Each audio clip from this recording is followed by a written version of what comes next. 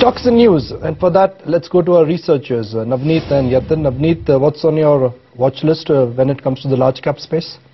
Morning, Nikunj. Well, keep an eye on Lanco Infratech in today's trading session, as the company has informed that it is likely to gain about 870 crore rupees from its Griffin Coal project, which is in Australia. Well, the company has negotiated with Blue Waters Power Station. There is a revision in fuel supply prices, where Lanco will be supplying about 1.8 million ton of coal for a period of about 25 years, and out of which with the new prices, the company will be gaining about 870 crore rupees. Keep an eye on that.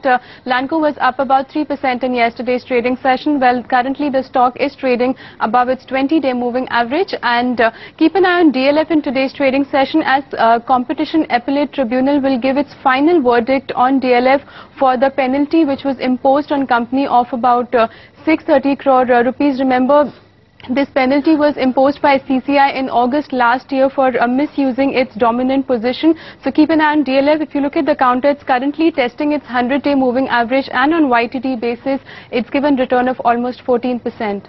Okay, let's bring in Yatin as well to talk about the small and mid caps in focus. Yatin.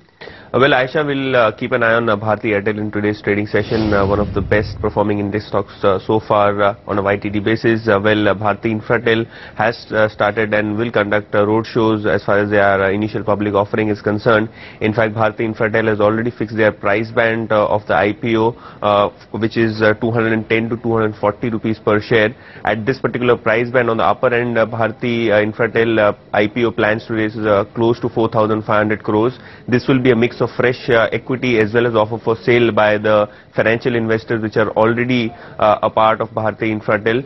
Do remember, Bharti Airtel holds nearly 86.1% stake in Bharti Infratel, and that is why possibly there could be a valuation re-rating as far as Bharti Airtel's holding in this particular subsidiary is concerned. Also, infrastructure and telecom infrastructure companies like SREI Infrastructure as well as RCom might gain because of this particular public issue offering. So we'll keep an eye on all of these stocks.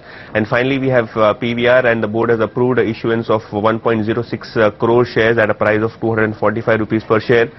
This preferential issue will help PVR raise close to 260 crores, which will be possibly used for acquiring Cinemax India and funding those acquisition plans.